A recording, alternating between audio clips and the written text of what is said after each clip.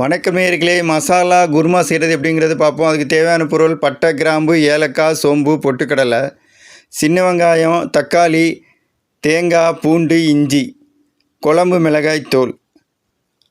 இது எல்லாத்தையும் எடுத்து வச்சு உங்களுக்கு மிக்சியில் முதல்ல பொட்டுக்கடலை, சோம்பு, பட்டை, கிராம்பு எல்லாத்தையும் போட்டு ஒரு கிரைண்டிங் விட்டு மிளகாய் தூளை கொஞ்சம் சேர்த்துட்டு, அதுக்கப்புறம் இஞ்சி, பூண்டு, சின்ன வெங்காயம், தேங்காய் சேர்த்துடணும். அதை ஒரு கிரைண்டிங் விட்டுட்டு கடைசியில் தக்காளி சேருங்க. அதை ஒரு கிரைண்டிங் விட்டுட்டு வாணலியில் எண்ணெய் ஊற்றி சோம்பு போடுறோம். சோம்பு நல்லா பொரிஞ்சு வந்ததும்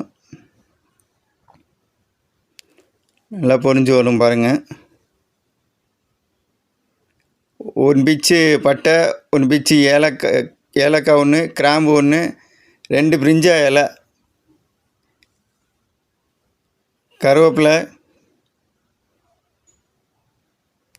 பெரிய வெங்காயம் வெட்டி வச்சது,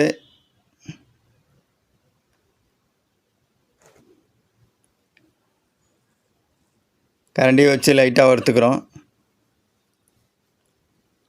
தக்காளி, கொத்தமல்லி, சிறிதளவு உப்பு போட்டு அரைச்சி வச்ச விழுதை நம்ம அதில் சேர்க்குறோம். அரைச்சி வச்ச விழுதை சேர்த்து கொஞ்சமாக தண்ணி ஊற்றி அதில் மஞ்சத்தூள் போடுறோம். கொதித்து வந்தோடனே இறக்கிடுறோம். சுவையான குருமா ரெடி. வணக்கம்.